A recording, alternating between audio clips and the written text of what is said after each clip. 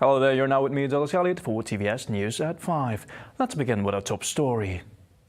Sarawak is firm in its decision not to accept any police officers deemed problematic to serve in the state. Premier of Sarawak, Datuk Petinggi Tan Sri Abang Johari Tun Openg said, while it welcomes the addition of police personnel in the state, it will not tolerate or make room for the errant cops. Tidak, kita telah mengeluarkan satu kenyataan daripada Setiausaha Kerajaan Negeri. Itulah Kementerian Kerajaan Sarawak. Additionally, Home Minister Datuk Seri Hamzah Zainuddin on Thursday said he had spoken to the Inspector General of Police, Tan Sri Akril Sani Abdullah, to look into the matter. The controversial decision to transfer 9 problematic police officers to Sarawak and Sabah will be decided by Royal Malaysia Police in Bukit AMAN. Sarawak Commissioner of Police Datuk Muhammad Azman Ahmad Sapri said the matter has been brought to the attention of the state government following uproar on social media that the two bordering states are not dumping grounds for problematic policemen. Itu kita dah rujuk pada Bukit AMAN dan Bukit AMAN akan tentukanlah. Kita dah bagi semalam kepada state government dan dia punya status dia. On Wednesday, Sarawak State Secretary released a statement saying that while the Sarawak government welcomes the addition of police personnel to serve in the state, they hope that PDRM could assign high-integrity officers that are free of crime allegation instead. In the same statement, Azman also clarified that so far, none of the alleged 9 officers have reported themselves for duty in Sarawak. On Tuesday, Selangor Deputy Police Chief Dato' S. Sasikala Devi was quoted as saying in a national paper that 9 police officers ranked from constable to sub-inspector were involved in extortion case in Gombak will be transferred to Sarawak and Sabah. The report invited ire from social media users in Sarawak and Sabah.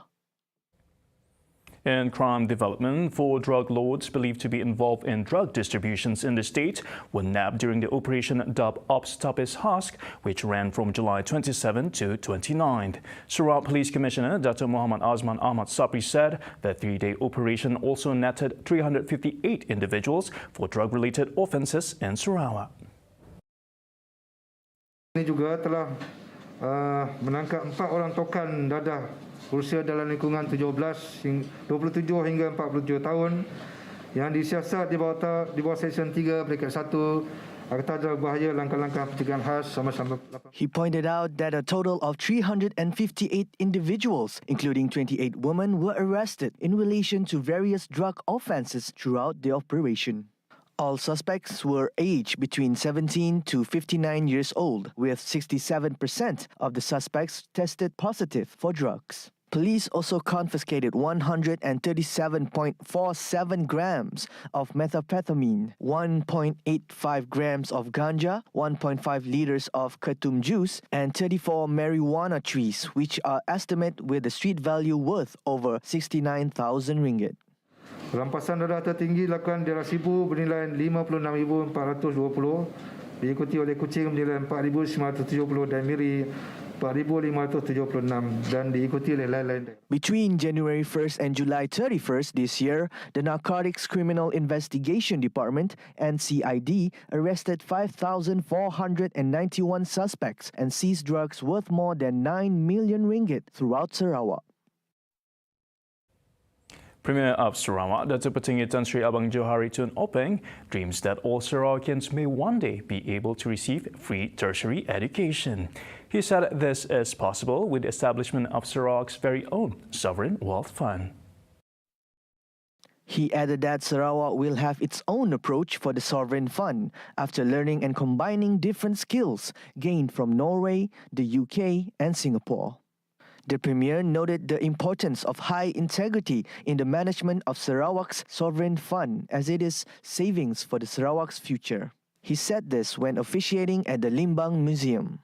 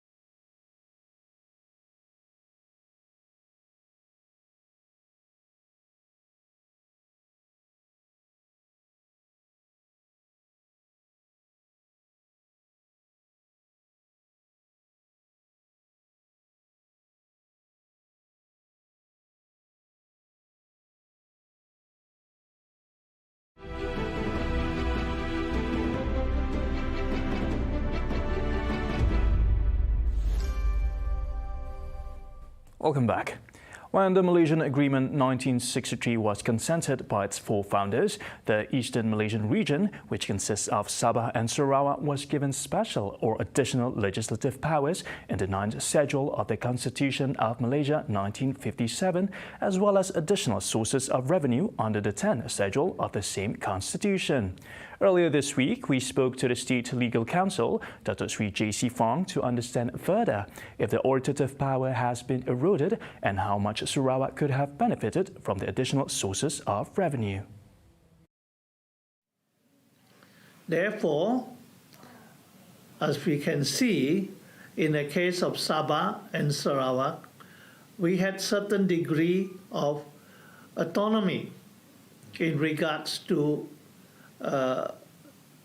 administrative, executive, and legislative authority, and also the power to impose certain taxes, such as the state sales tax, and also we are entitled to royalty from our forests, from our minerals, and a port and harbor charges for state ports, and so on.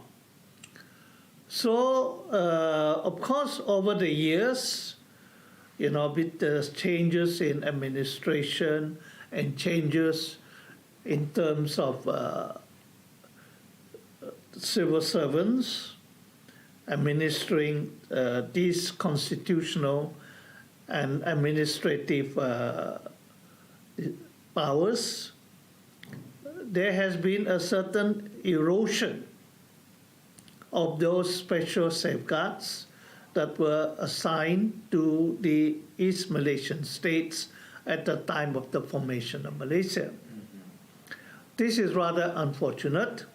So, since the year 2015, when the late Pehin Sri Adinan Satem became the Chief Minister of Sarawak, efforts have been made to address these problems and to restore the rights and interests guaranteed to the state of Sabah and Sarawak. That was why the federal government set up this special committee called the MS-63 Special Task Force to review the implementation of MS-63. Consequent upon that, certain powers have been restored, and certain property which should have been returned to the state because they are no longer required for federal purposes are now taking place. Now, complying with MA63 as a responsibility the federal government must uphold to respect the very foundation of Malaysia. Hence, Dato Sri J.C. Fong is of the opinion that as long as negotiations are being held from time to time, Sarawak is in a better shape in regaining its eroded rights one step at a time. So long as the federal government is willing to discuss these issues relating to lapses or failure to comply with certain agreed terms and conditions or safeguards in the Malaysia Agreement,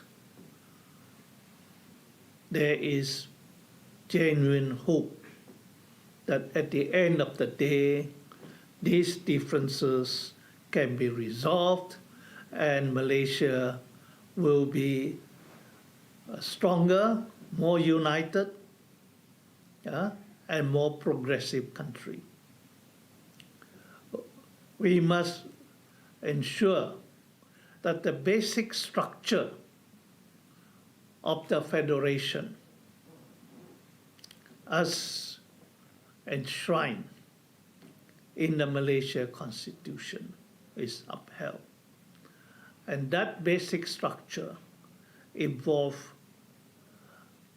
certain special rights, privileges, autonomous powers in terms of immigration, more legislative powers, greater sources of revenue been assigned to the state of Sarawak, been upheld at all times.